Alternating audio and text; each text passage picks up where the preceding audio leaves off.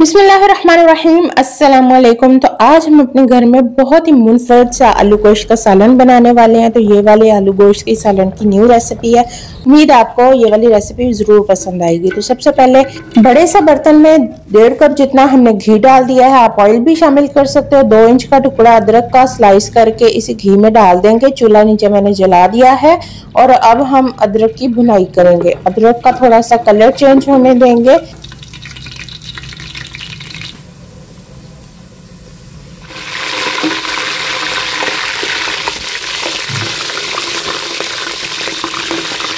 जब अदरक golden colour में आ जाए तो आपने इसमें लहसुन की कलियां डाल देनी है। तकरीबन 1/4 कप जितनी ये बनती है। और इसमें स्लाइस किए हुए हम प्याज और हरी मिर्चें शामिल कर रहे हैं।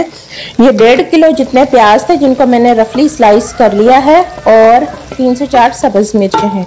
प्याज की यहाँ पर हमने इतनी भुनाई करनी है कि ये थोड़ा सा सॉफ्ट हो जाए और अपना कलर चेंज कर ले। ज़्यादा हमने इसको गोल्डन नहीं करना। मुसलसल इसमें चम्मच चलाते रहेंगे।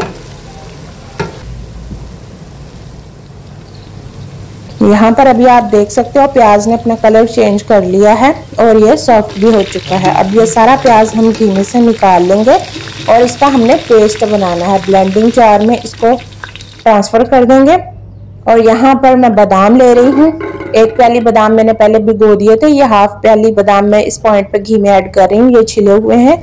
अगर आपसे बादाम ना छीले जाए और आपको ये काम मुश्किल लगे तो आप साबुत छिलके समेत भी इसमें ऐड कर सकते हो। छिलका आप इनका ना उतारो। 3 से 4 रफली काट देंगे टमाटर।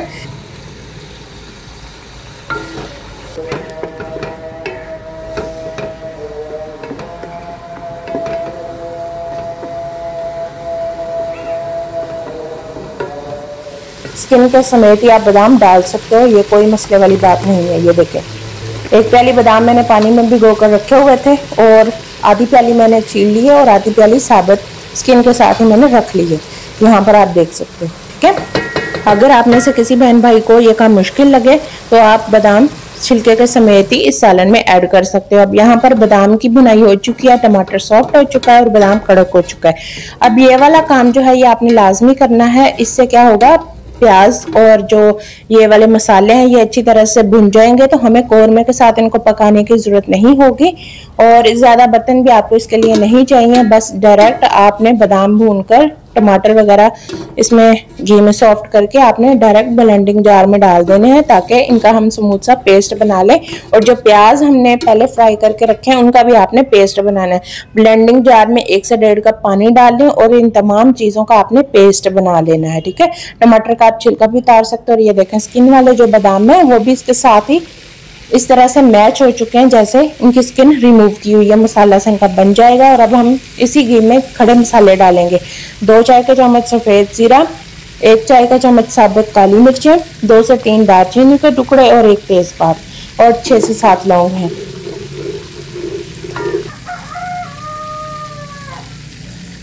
और इसमें धुला हुआ गोश्त शामिल करेंगे 2 किलो।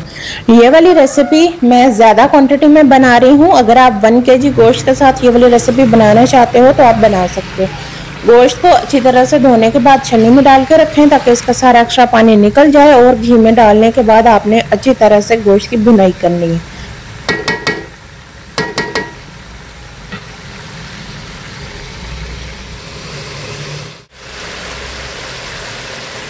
गोश्त की लुक आप देख सकते हो, पिंक कलर से वाइट कलर में आ चुका है। अब हम इसमें नमक शामिल करेंगे। नमक आप इस जायका डाल सकते हो। मैं इसमें डालूंगी 1 खाने का चम्मच और 1/4 खाने का चम्मच। लाल मिर्च का पाउडर मैं इसमें ऐड करूंगी 1 खाने का चम्मच भरकर और 1/4 खाने का चम्मच। हल्दी इसमें शामिल करेंगे आधा खाने का चम्मच।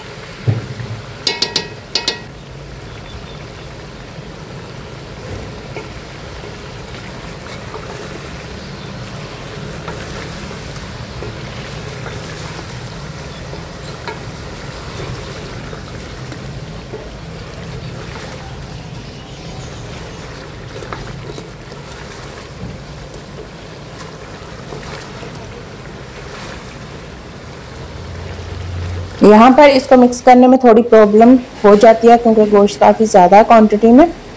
अब हमने तमाम मसालों की अच्छी तरह से भुनाई कर ली है। तो अब हम इसमें डालेंगे थोड़ा सा food colour. Food colour optional है, इसकी लुक को बेहतर बनाने के लिए हमने इसमें फूड कलर ऐड किया जर्दे वाला। ये तकरीबन 1/4 चाय का चम्मच बनता है। और आधा चाय का चम्मच हम इसमें डालेंगे कश्मीरी लाल मिर्च यानी कि पेपरिका पाउडर, और इसको अच्छी तरह से मिक्स करेंगे। अगर आपके पास पेपरिका पाउडर नहीं है तो आप इसको स्किप कर सकते हो। तो 1 मिनट के लिए हमने इसको मज़ीद भून लिया और अब हम इसमें शामिल कर रहे हैं पानी। पानी आपने दिल खोल कर ऐड करना है क्योंकि हमने इसमें ग्रेवी भी बनानी है। तो पानी इतना ऐड करें कि इसमें जो शोरबा सा है, ग्रेवी सी है, वो भी बन जाए और गोश्त भी अच्छी तरह से पक जाए। तो अभी पानी मैंने कम डाला था तो मज़ीद पानी इसमें ऐड करेंगे। तकरीबन इतना पानी आपने ऐड करना है कि गोश्त अच्छी तरह से पानी में डिप हो सके। और हमने इसमें शोरबा भी हल्का सा रखना है, ग्रेवी टाइप। तो इसको कवर कर देंगे। 3 मिनट तक के लिए हमने इसको पका लिया है। और अभी आप गोश्त की लुक देख सकते हो और शोरबे की भी कंडीशन आप देख सकते हो। मिक्स करेंगे और मिक्स करने के साथ ही हम इसमें क्यूब्स में कटे हुए आलू शामिल कर देंगे। अब यहाँ पर आलूओं का साइज आपने देख लेना है। ये 1 किलो आलू थे और ये मैंने साइज में थोड़े से बड़े काटे हैं ताकि गोश्त जब तक पकेगा तो ये टूट ना जाए, यानी कि घुल ना जाए शोरबे में। ठीक है, ये भी साबुत रहने चाहिए। और इनको मिक्स करेंगे और शोरबे में अच्छी तरह से डुबो देंगे और उसके बाद इसको कवर कर देंगे और 5 से 7 मिनट तक हम पकाएंगे।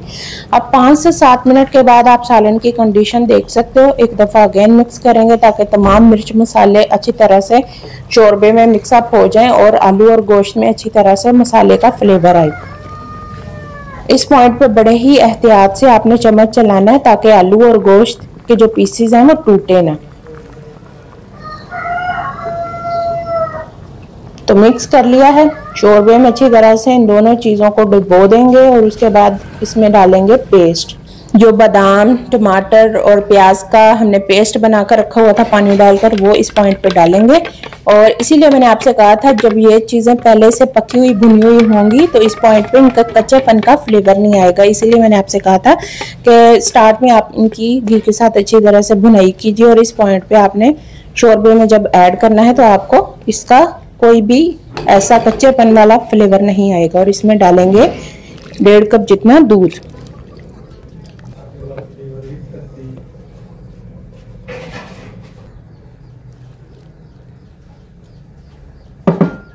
छह से 7 दाने साबुत हरी मिर्चों के डाल दें। 1 चाय का चम्मच भरकर डाल दें जीरा पाउडर और 1/4 खाने का चम्मच डाल दें गरम मसाला पाउडर। और अब हम इसको मिक्स करेंगे। यहाँ पर बादाम का अगर थोड़ा बहुत दाना रह भी जाए तो कोई बात नहीं, क्योंकि हमने इसका हल्का सा ही शोरबा रखना है तो ये ग्रेवी टाइप बन जाएगा। तो टेंशन लेने की जरूरत नहीं है, इसको पकने देंगे। पहले हमने इसमें एक अच्छा उबाल आ लेने देना क्योंकि हमने इसमें दूध ऐड किया हुआ तो उबलकर शोरबा जो है वो बाहर भी गिर सकता है। तो कोशिश करें इसको आधा ढाँप कर रखें इस तरह से और इसको पकने दें तकरीबन 5 से 7 मिनट के लिए। 1/4 खाने का चम्मच इसमें कुटी हुई काली मिर्चों का ऐड करेंगे। बिल्कुल लास्ट पे आपने ऐड करना है ताकि सालन का कलर काला ना हो। मिक्स करेंगे और 2 से 3 मिनट तक इसको मजीद पकने देंगे और इसमें डालेंगे थोड़ी सी कसूरी मेथी। ये ऑप्शनल है, अगर आपके पास है तो जरूर डालें। कभी कभार डिफरेंट जायका जो है वो चखना चाहिए, तो कभी कभी यूनिक रेसिपीज को भी ट्राई किया करें। और ये वाला जो आलू गोश्त का सालन है बहुत ही क्रीमी सा रिच फ्लेवर वाला बनता है, तो एक दफ़ा इस रेसिपी को ज़रूर ट्राई कीजिएगा। तो हमने मिक्स कर लिया है। शोरबा काफ़ी गाढ़ा हो चुका है, ग्रेवी टाइप सा ये सालन बन चुका है। उबले हुए चावलों के साथ आप इसको सर्व कर सकते हो, बहुत ही मज़ेदार बनता है। चूल्हा हमने बंद कर दिया और 2 से 3 मिनट तक के लिए इसको दम लगा कर रखेंगे ताकि इसका रोगन जो है ऊपर आ जाए। अब 2 से 3 मिनट के बाद ये देखें काफ़ी ज़्यादा इसका जो रोगन है वो ऊपर आ चुका है। अब हम इसको सर्व करेंगे। तो आलू गोश्त का बहुत ही मज़ेदार सा सालन तैयार है। उम्मीद है आज की ये वाली वीडियो आप सब बहन भाइयों को बहुत ज़्यादा पसंद आई होगी। रेसिपी अच्छी लगे तो लाइक ज़रूर किया करें। चैनल पर नए आए हैं तो चैनल को लाजमी सब्सक्राइब करें ताकि जब भी मैं आप लोगों के लिए नई रेसिपी अपलोड करूं तो उसका नोटिफिकेशन आपको उसी वक्त मिल जाए और ये बिल्कुल फ्री है। तो यूनिक सी और टेस्टी सी रेसिपीज को ट्राई करने के लिए चैनल को लाजमी सब्सक्राइब करें और वीडियो को लाइक करके जरूर जाइएगा। थोड़ी सी कसूरी मेथी जो है इसके ऊपर स्प्रिंकल कर देंगे। वीडियो कैसी लगी कमेंट सेक्शन में जरूर बताएं। वीडियो अच्छी लगी है तो लाइक करना ना भूलिएगा और इस वीडियो को ज्यादा से ज्यादा दोस्तों तक शेयर कीजिए। इसी खाने का मुकबैंग वीडियो देखने के लिए आई बटन पर क्लिक कीजिए और इस रेसिपी को एंजॉय कीजिए। तो दुआ में याद रखिएगा। Thank you for watching. Allah Hafiz.